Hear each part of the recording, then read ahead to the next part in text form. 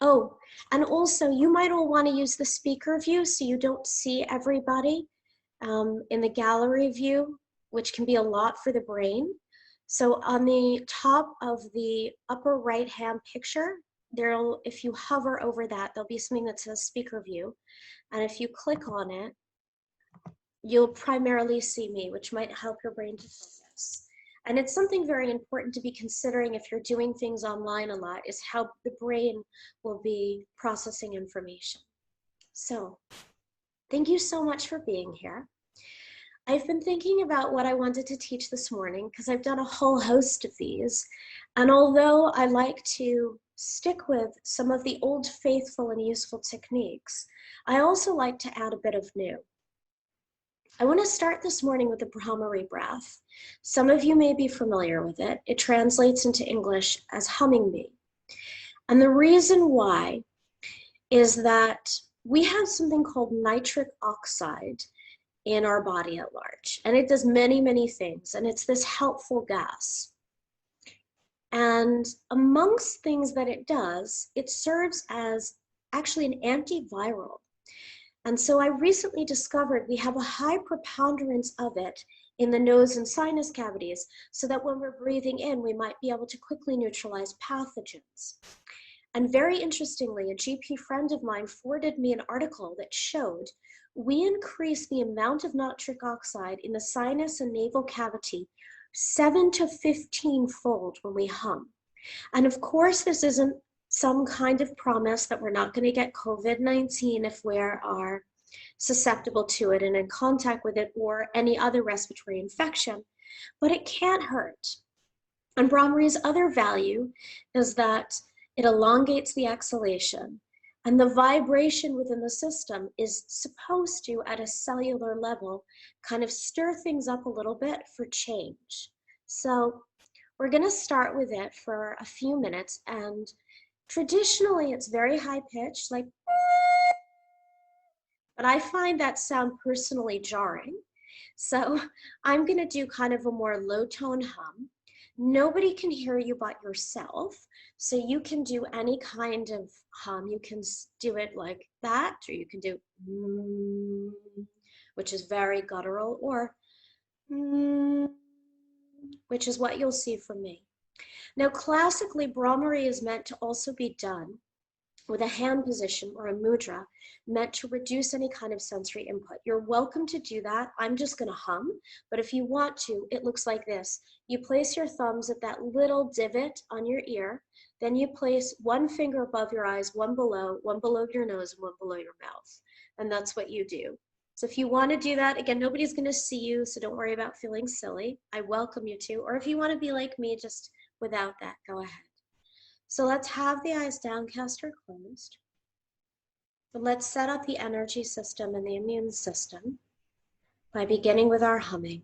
And don't wait for me, just continue, because we're all going to have different breath lengths. Inhale.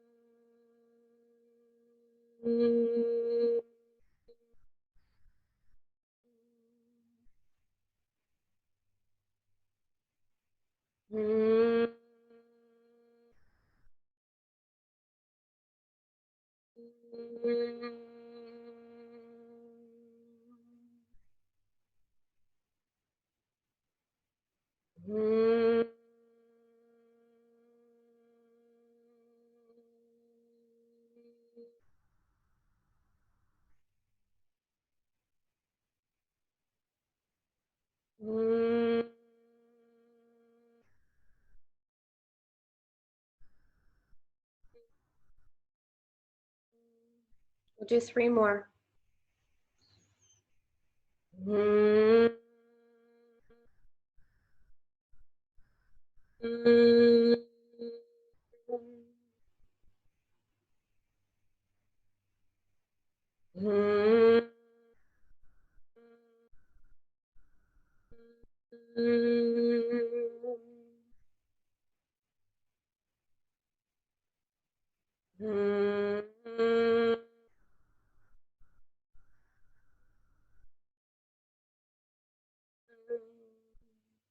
And just sit for a moment, feeling the effects of this breath. If you haven't been in a session where I noted it before, the elongation of the exhale has a calming effect on the nervous system. It sends messages from our major parasympathetic nerve, the vagus, down to the heart, reducing the rate of the heartbeat. Now you can continue to have your eyes closed as I talk. You're free to open them, but maybe you'll feel more inward and connected if you don't. It's as you wish. So what I want to do today is work on making the breath incredibly subtle. And when we make the breath incredibly subtle, what happens is the brain often comes to prime attention, especially when we do alternative nostril breathing, because the brain is used to breathing through both nostrils at the same time. So we're going to be building up to that. And before we do, I want you to feel that you're being really nourished by oxygen, especially if you're new to it, and taking in full breath. And from a yogic perspective, which may or may not speak to you, we're also doing the before practice to maximize our prana, or our life force, so that when we do make it very subtle through the alternate nostril breathing, it's more powerful, okay? So what we're going to do is called Dodoka Breath. It's a 3-part breathing. I'm just moving the camera down so you can see, where you sip in a little air, sip in a little more, sip in a little more, and then you exhale long. So it's like this.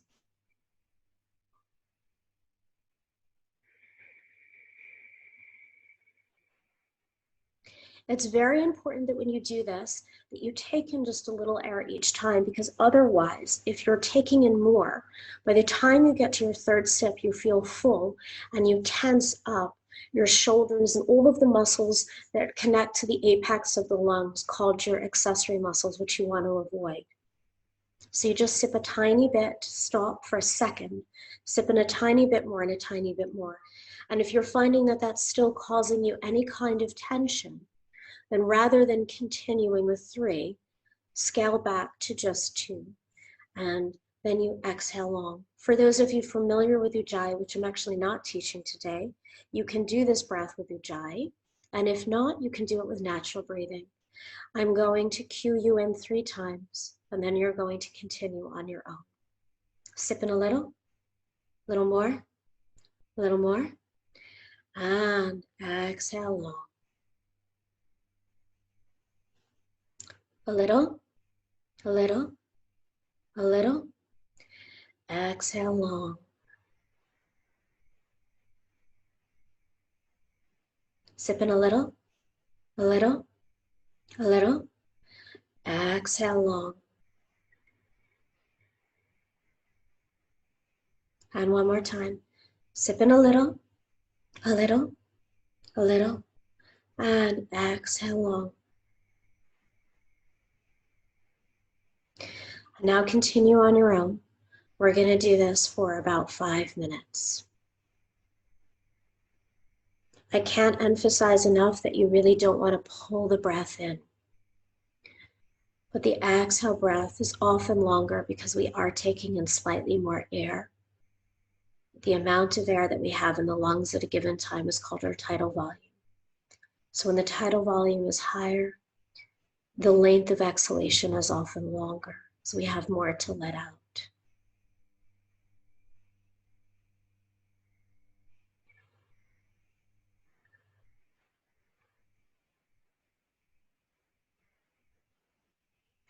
And again, this breath has value in anxiety,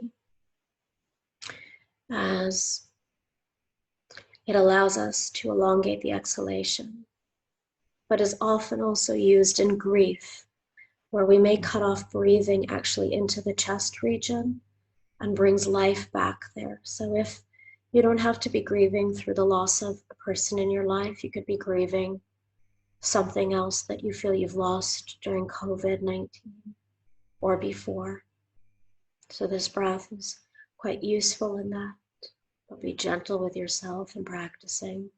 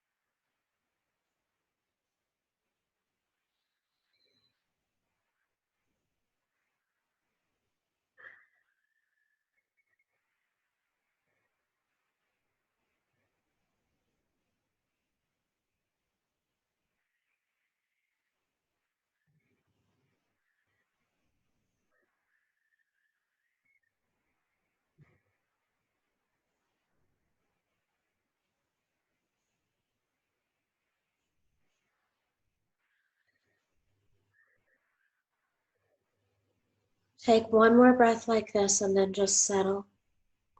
One more Dodoka breath, and then settle into the natural breathing as we move into the last practice.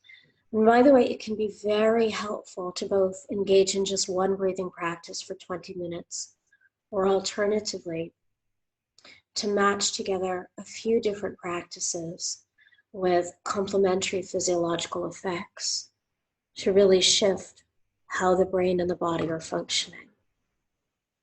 I like to do both. So we're going to do alternate nostril breathing.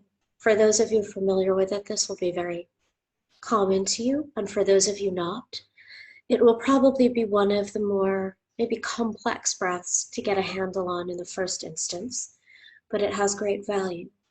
So what we do is we start with a hand position. That's important because we're going to plug up one nostril. Now, some people like to put their middle and index finger on the forehead. I personally like to draw them in towards the palm. Either is fine. And you use your ring finger and your thumb in order to close up alternative nostrils. So what you do is you start with the right side closed with the thumb, and you breathe into the left.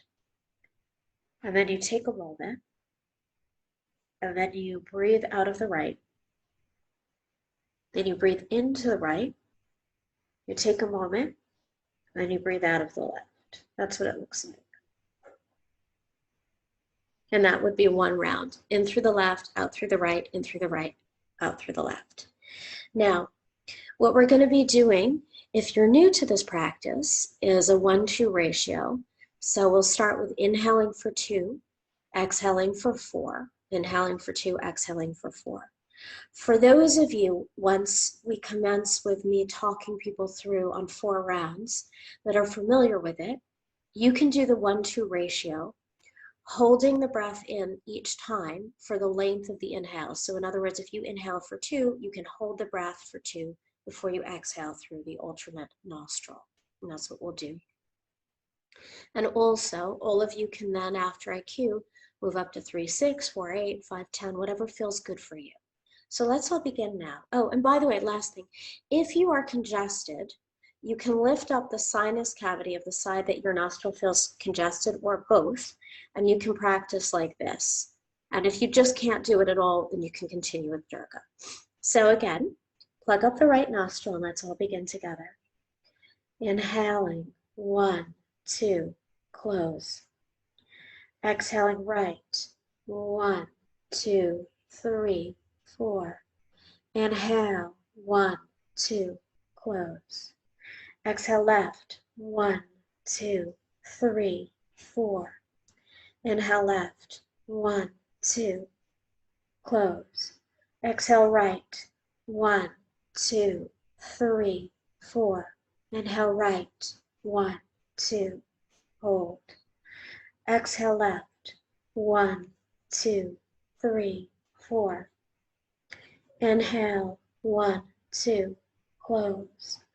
Exhale right, 1, 2, 3, 4. Inhale right, 1, 2, close. Exhale left, 1, 2, 3, 4. Inhale left, 1, 2. Exhale right, 1, 2, 3, 4. Inhale right, 1, 2. Exhale left, 1, 2, 3, 4. And now you're going to continue breathing in half the length of the exhale. So again, you can elongate your inhalation to 3, and then exhale 6, inhale 4, exhale 8. And if you'd like to do holds in between, which really directs your brain to the present moment and you're familiar with it, don't do it if you're new. You can hold the breath between each movement where you're switching nostrils for the same count of the inhalation.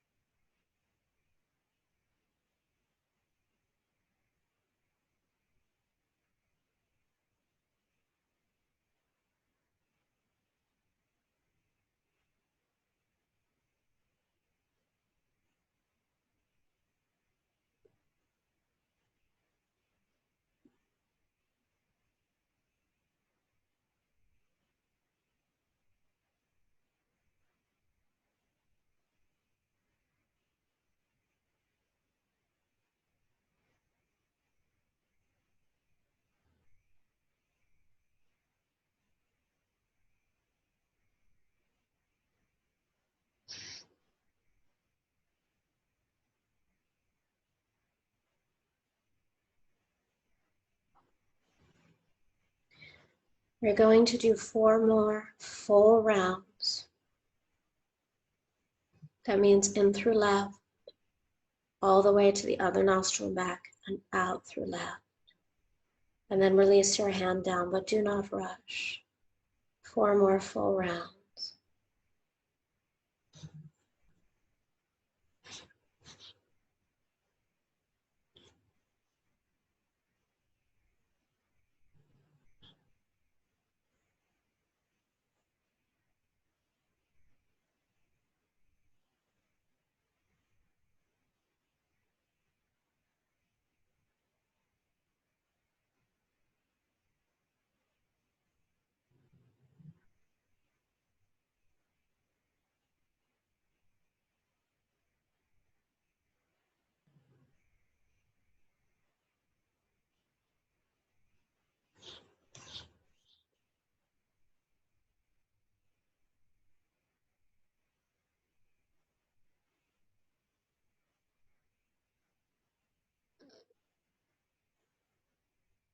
If you're finished, breathe with awareness.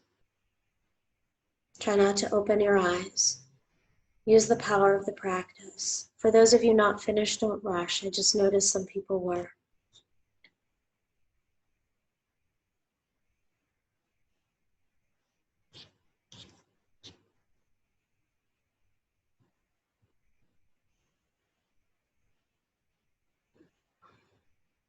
And for those of you who are finished, I think it's most of you, but maybe not all.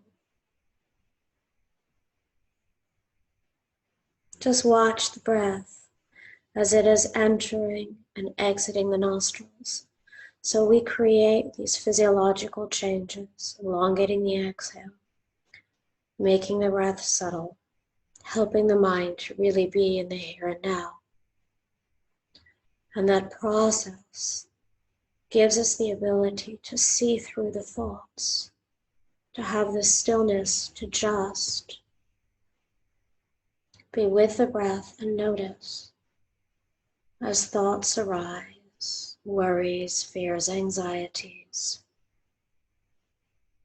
and then bring the mind back to the breath. In pranayama, breath techniques in yoga, we're always taught as a way to set up the mind for meditation. And they do that brilliantly.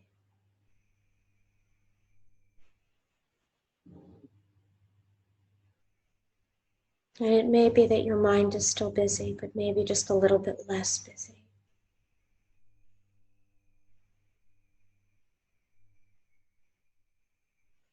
If it helps you to stay present with the breath, you can mentally note. Inhaling, inhaling as you inhale, and exhaling, exhaling as you exhale.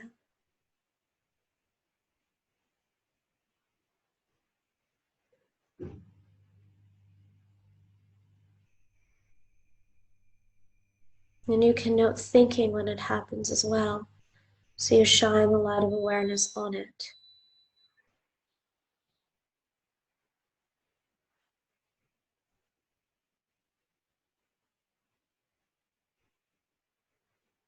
Thinking, thinking, thinking.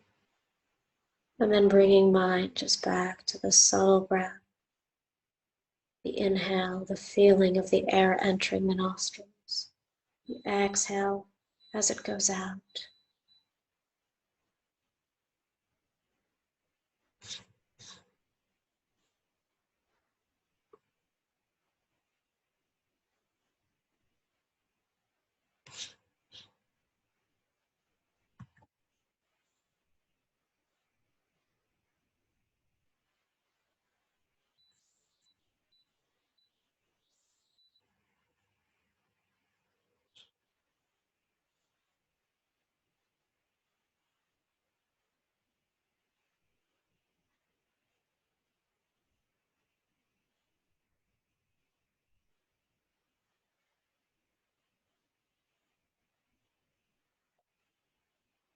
Bring the mind back over and over.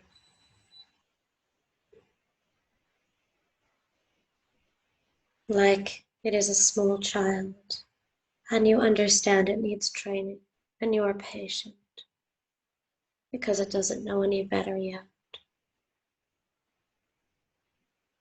And you know that being too harsh with it won't lead to the change you're seeking.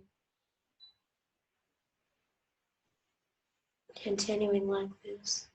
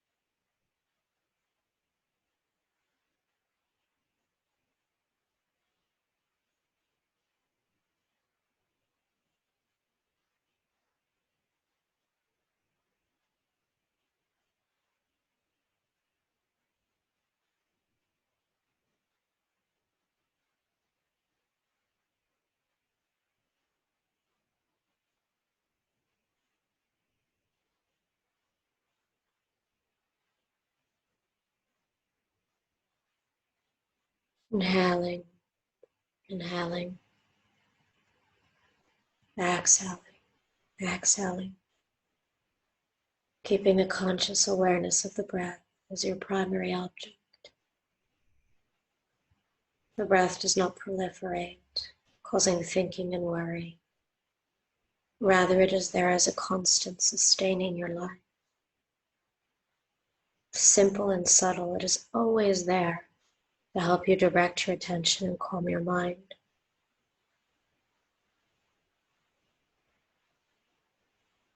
But the mind needs to be trained to fall in love with breath, rather than its thoughts, worries, fears, desires.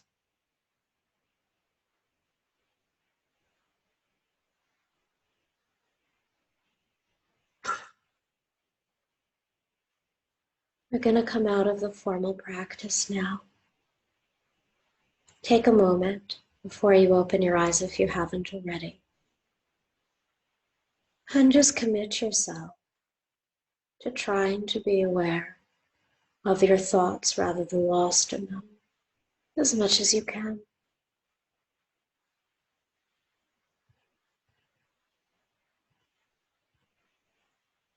And open your eyes when and as you're ready.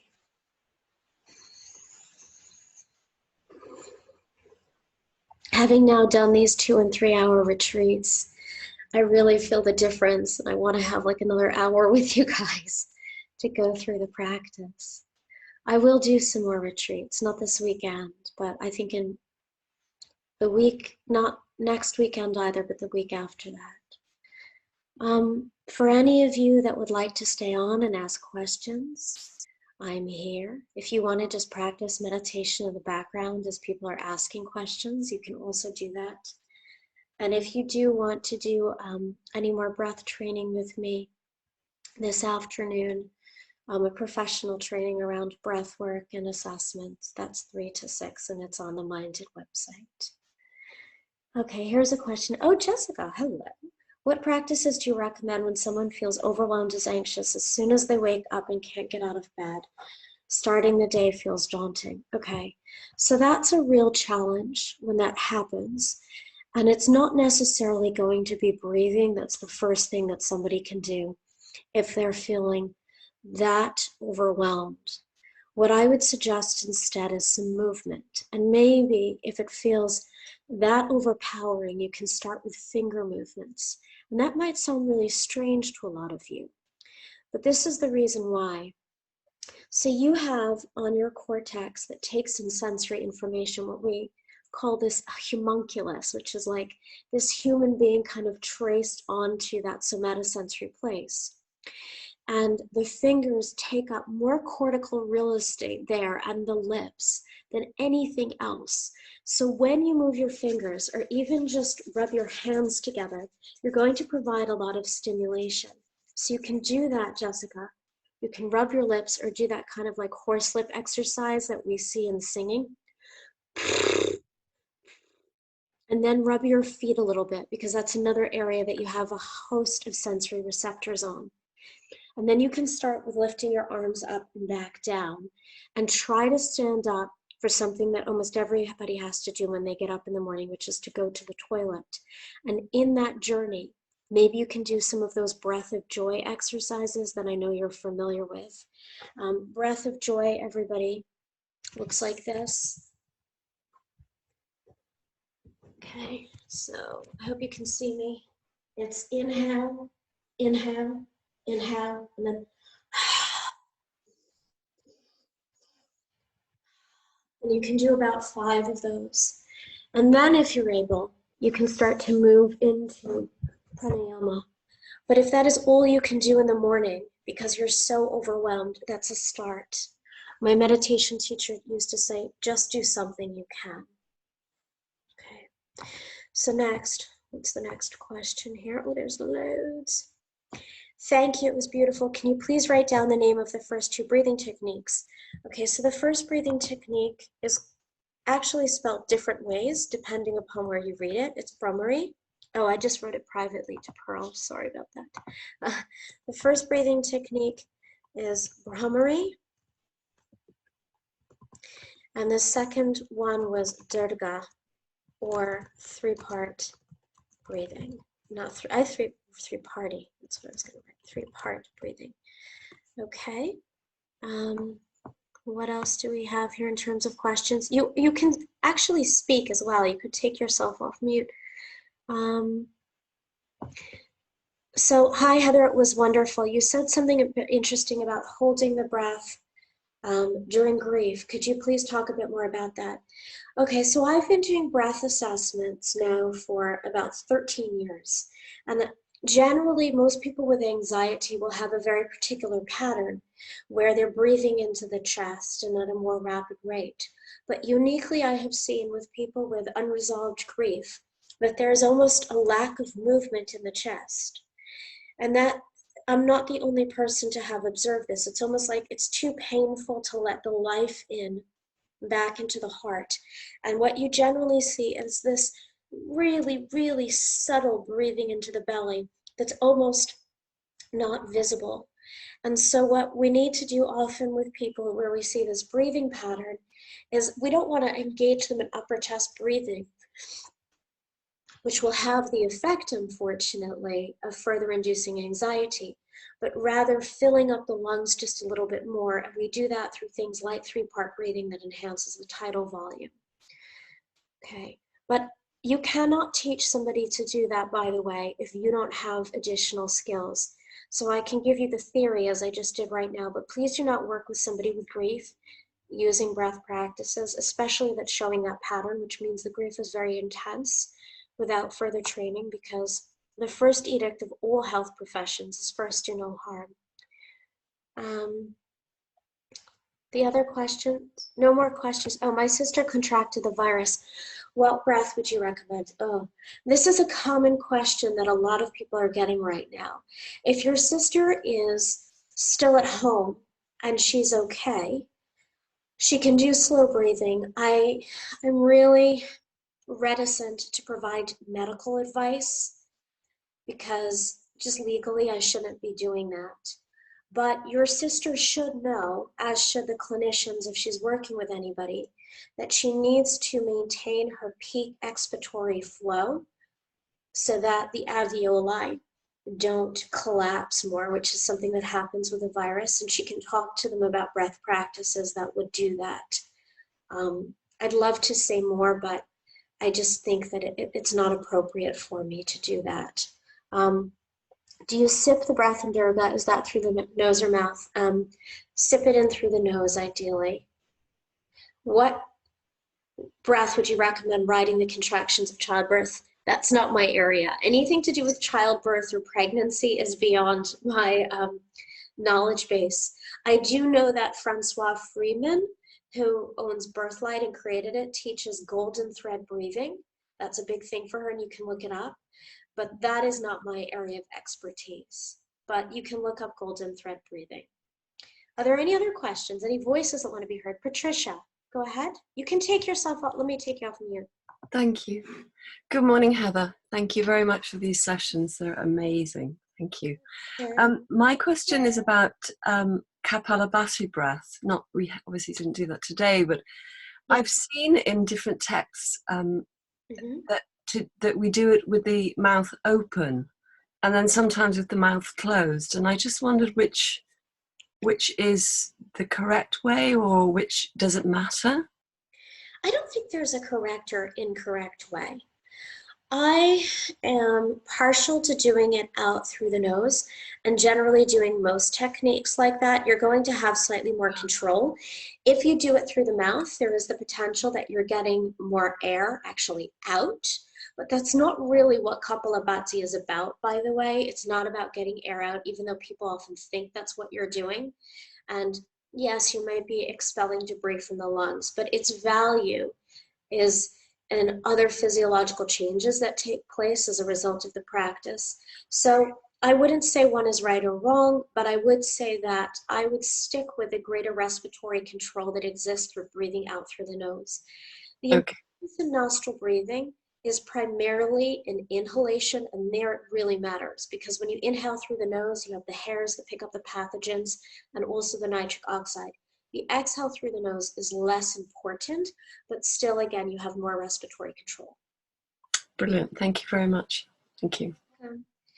Is the breath of joy Kundalini practice? No, it's not. And actually, I learned it from Amy Weintraub, who wrote Yoga for Depression. I did a training with her about 12 years ago. It might precede her, but that's where I know it from.